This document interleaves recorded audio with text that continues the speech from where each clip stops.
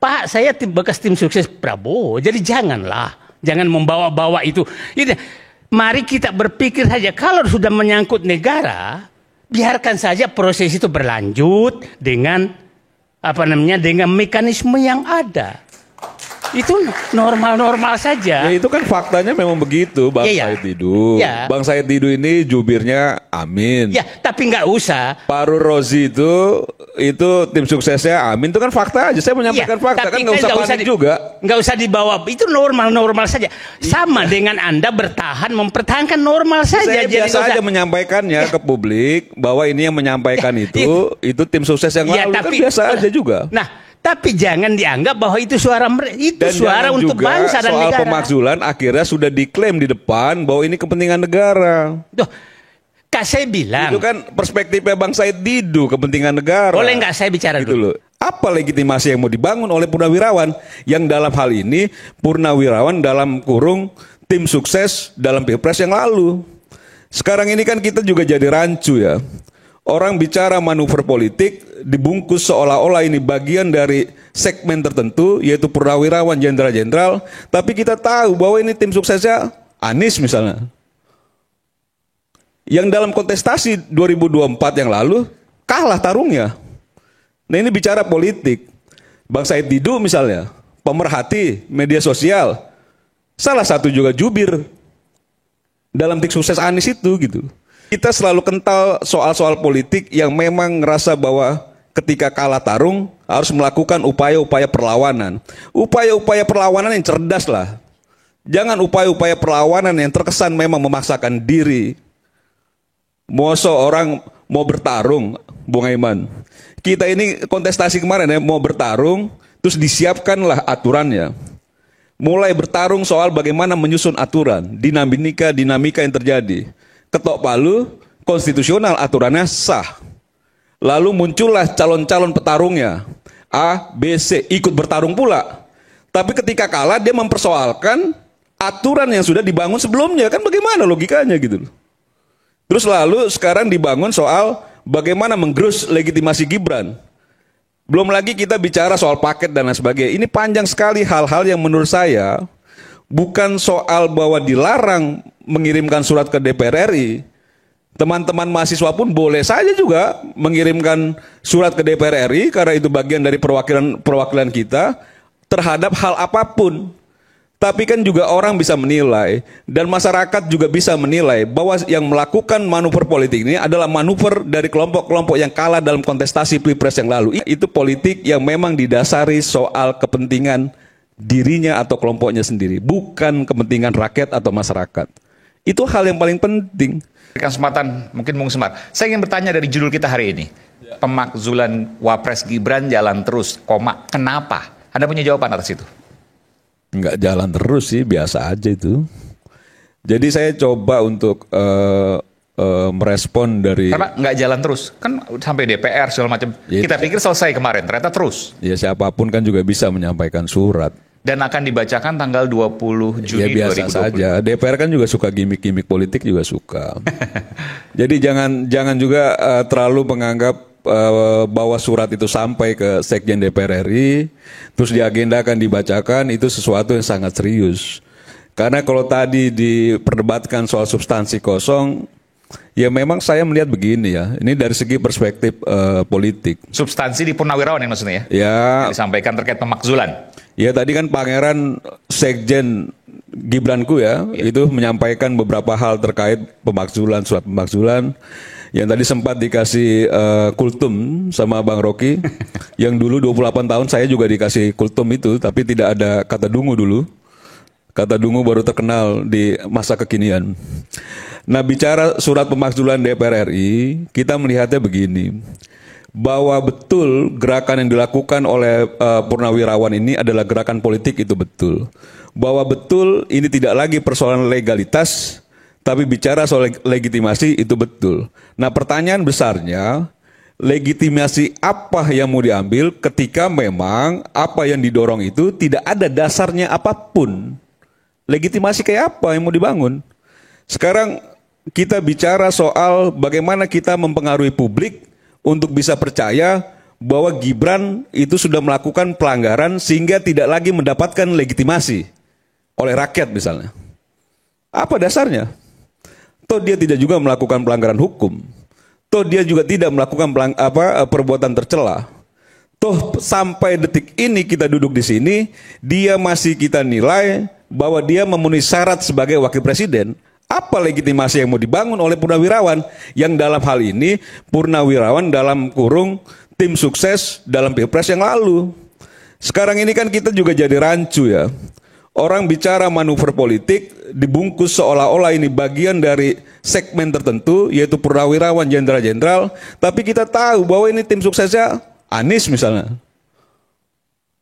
Yang dalam kontestasi 2024 yang lalu kalah tarungnya. Nah ini bicara politik. Bang Said Didu misalnya, pemerhati media sosial, salah satu juga jubir dalam tim sukses Anies itu gitu. Bahwa itu sah-sah saja dilakukan oleh orang-orang kalah boleh.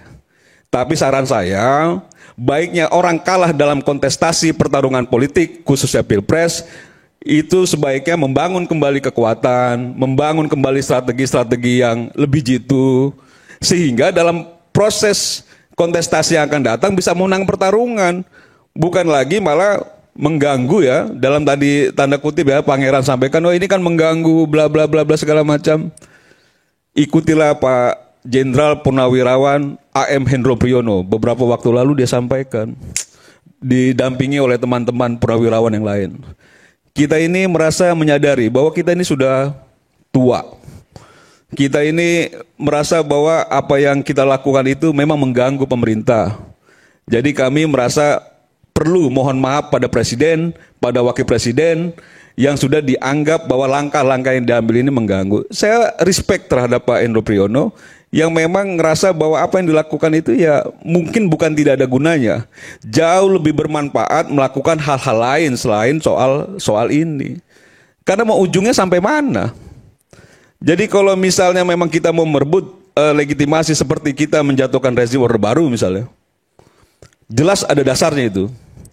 Kalau kita meruntut lagi ke belakang, ini belum lagi bicara soal bagaimana gimmick di DPR RI, bagaimana dinamika yang terjadi di DPR RI kalau memang itu bergulir di DPR RI. Dan saya meyakini bahwa tidak ada satu alasan pun yang memang barang ini patut ditindaklanjuti. Kalau menurut saya, kalau menurut yang lain ngerasa itu patut ditindaklanjuti, silakan saja gitu. Tapi karena memang kita selalu kental soal-soal politik yang memang ngerasa bahwa ketika kalah tarung harus melakukan upaya-upaya perlawanan. Upaya-upaya perlawanan yang cerdas lah. Jangan upaya-upaya perlawanan yang terkesan memang memaksakan diri. Mau seorang mau bertarung, Bung Aiman. Kita ini kontestasi kemarin ya, mau bertarung, terus disiapkanlah aturannya. Mulai bertarung soal bagaimana menyusun aturan, dinamika yang terjadi. Ketok palu, konstitusional aturannya sah. Lalu muncullah calon-calon petarungnya, A, B, C, ikut bertarung pula. Tapi ketika kalah dia mempersoalkan aturan yang sudah dibangun sebelumnya, kan bagaimana logikanya gitu. Terus lalu sekarang dibangun soal bagaimana menggerus legitimasi Gibran.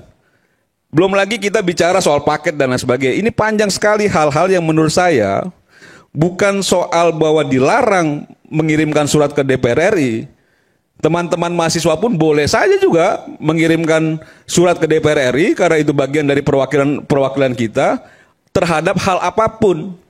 Tapi kan juga orang bisa menilai dan masyarakat juga bisa menilai bahwa yang melakukan manuver politik ini adalah manuver dari kelompok-kelompok yang kalah dalam kontestasi Pilpres yang lalu. Itu ada irisannya pasti. Nah ketika itu ada irisannya, kental kepentingan politiknya, berarti dari segi politiknya itu politik yang memang didasari soal kepentingan dirinya atau kelompoknya sendiri, bukan kepentingan rakyat atau masyarakat. Itu hal yang paling penting. Nah sekarang kita tidak lagi mempersoalkan bahwa ini Makzulkan dia bisa secara konstitusional atau tidak, ada celahnya. Apa celahnya? Kalau bicara soal mekanisme itu apa celahnya? Gitu loh. Jadi kalau tadi Bung Aiman sampaikan ini mau dibacakan silakan aja, tapi bagi kami itu biasa-biasa saja, surat biasa. Tidak akan berpengaruh apa-apa. Tidak berpengaruh apa-apa karena memang tidak ada satu alasan apapun yang bisa dijadikan dasar untuk menindaklanjuti itu. Tidak berpengaruh apa-apa dan tidak akan berpengaruh apa-apa. Menurut saya. Oke. Apa? Alasannya apa? Terus Gibran dimakzulkan, apa alasannya? Gua nggak suka sama lu. Kan nggak bisa juga. Gibran dimakzulkan, kau melanggar hukum, apa hukumnya yang dilanggar? Kau melakukan perbuatan tercela, apa perbuatan tercelanya? Kau sudah tidak layak lagi jadi wakil presiden, apa? Masa kita mau dengar orang per orang yang punya kepentingan sendiri dan mengorbankan apa yang menjadi pilihan rakyat ketika memilih di kotak suara? Kan nggak bisa dong kayak gitu. Itu kan poinnya menurut saya, Iman. Oke. Tadi Bung siapa? Anak muda? Pangeran. Saya tuh pengagum Habibie. Tapi saya tidak berani menyatakan Habibiku. Ya. Jadi saya nggak tahu Gibran sehebat apa sehingga sudah menjadi Gibranku gitu loh kira-kira. Nah, saya mau begini, maksudnya kekaguman kepada pribadi janganlah terlalu ini karena itu menjadi apa namanya? Tapi PSI kan juga sama, Jokowisme misalnya. Ya itu, nah itulah. Maksud saya beda sikap saya. Saya kagum sekali Habibie sampai katanya setara Nabi. Nah, gitu. Nah, oke. Itu dulu anak-anak muda jangan terlalu mendewakan. Nah, begini. Saya pikir pemakzulan ini umumnya pemakzulan itu untuk kepentingan negara. Jadi jangan dibawa kepentingan tim sukses apa segala. Kita lihat, kita udah berkali-kali melakukan pemakzulan kok. Biasa saja, Bung Karno dimakzulkan, Pak Harto dimakzulkan, Pak Habibie itu setengah dimakzulkan, Gus Dur dimakzulkan. Tidak ada kaitan, jadi jangan dibawa-bawa bahwa karena ini tim sukses. Semua pemakzulan itu kepentingan negara, bukan kepentingan seseorang. Itu lihat. Tapi bedanya, Bung Karno itu pemakzulan, tapi rata-rata yang dimakzulkan ini adalah orang yang punya sikap kenegaraan. Jadi pada saat lihat masyarakat Indonesia untuk menyelamatkan negerinya, maka dia memilih memakzulkan dirinya. Itu yang terjadi. Bung Karno tuh kalau mau bertahan bisa, sangat bisa. Pak Harto, saya anggota MPR saat itu. Bung saya paham betul saya. Sudah anggota MPR saya 98. 30 sekian. Masih anak muda. Jadi Pak Harto kalau mau bertahan waktu itu sangat bisa. Sangat bisa. Saya kan di dalam. Mungkin bapak-bapak masih di luar. Saya keluar di luar tuh paling 1.500-an orang kok.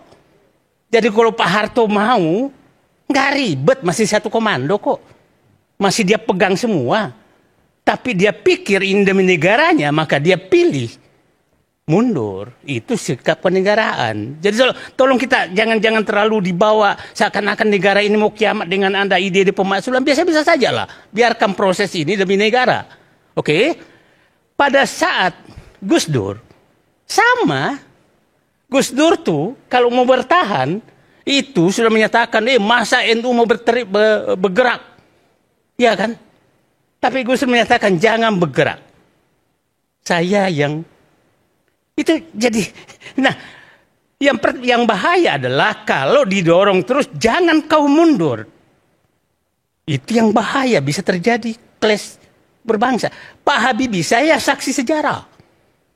Kita membujuk Pak Habibie jangan mundur Pak. Bapak maju saja, pada saat ditolak pertanggungjawabannya oleh MPR. Saya di rumah beliau. Sudah, ini demi bangsa dan negara. Nah, jadi sikap-sikap penegaraan ini mari kita bangun bersama. Jadi yang usah ini bekas tim sukses ini. Pak, saya bekas tim sukses Prabowo. Jadi jangan membawa-bawa itu. Mari kita berpikir saja kalau sudah menyangkut negara, biarkan saja proses itu berlanjut dengan dengan mekanisme yang ada. Itu normal-normal saja. Ya itu kan faktanya memang begitu, Bang Said Didu. Ya. Bang Said Didu ini jubirnya Amin. Ya, tapi nggak usah. Fahrul Rozi itu tim suksesnya Amin. Itu kan fakta aja. Saya menyampaikan fakta, kan nggak usah panik juga. Nggak usah dibawa. Itu normal-normal saja. Sama dengan Anda bertahan, mempertahankan normal saja. Saya biasa aja menyampaikannya ke publik bahwa ini yang menyampaikan itu tim sukses yang lalu. Tapi, kan biasa aja juga. Nah, tapi jangan dianggap bahwa itu suara itu dan suara untuk bangsa dan negara. Soal pemakzulan akhirnya sudah diklaim di depan bahwa ini kepentingan negara. Tuh, Kak saya bilang. Itu kan perspektifnya Bang Said Didu, kepentingan negara. Boleh nggak saya bicara gitu dulu? loh. Iya tadi Ya, Pak ya, Said Didu komplain soal itu kan begitu kan? Saya menyatakan semua pemakzulan yang terjadi adalah kepentingan negara. Salahkah? Enggak kan? Pemakzulan yang mana? Bung Karno, Oke. Pak Harto, Ya. Gus Dur, Ya. Pak Habibie setengah. Salahkah? Normal saja kan, jadi nggak usah. Nah, terus ini kepentingan apa? Iya, apa? Ya, jadi jangan menuduh. Karena situasionalnya juga berbeda, Bang. Jangan menuduh para pengusul ini situasionalnya juga bukan kepentingan berbeda. negara. Ini belum masuk pada situasi yang memang seperti itu gitu. Untuk Gibran, Pak Bung Said sendiri mengatakan bahwa ini kepentingan negara. Ya, yang mengusulkan pasti menganggap kepentingan negara. Yang mengusulkan Normal saja dong. Purnawirawan TNI. Ya normal saja dong menyatakan. Nah, yang bertahan juga menyatakan kami bertahan untuk kepentingan negara. Jadi nggak usah terlalu dibiarkan saja. Begini, saya biasa berdiskusi dengan pensiunan jenderal itu. Yang ada di kepala mereka juga adalah kalau ada cacat dalam bernegara, jangan cacat itu dipelihara. Siapa tahu bisa diperbaiki cacat itu. Dan dihentikan jangan sampai terulang lagi. Itu normal saja. Kan dia menganggap ada cacat. Maka cacat itu kalau ada sakit di tubuhmu maka obati segera. Jangan biarkan terus itu menjadi kanker akan datang.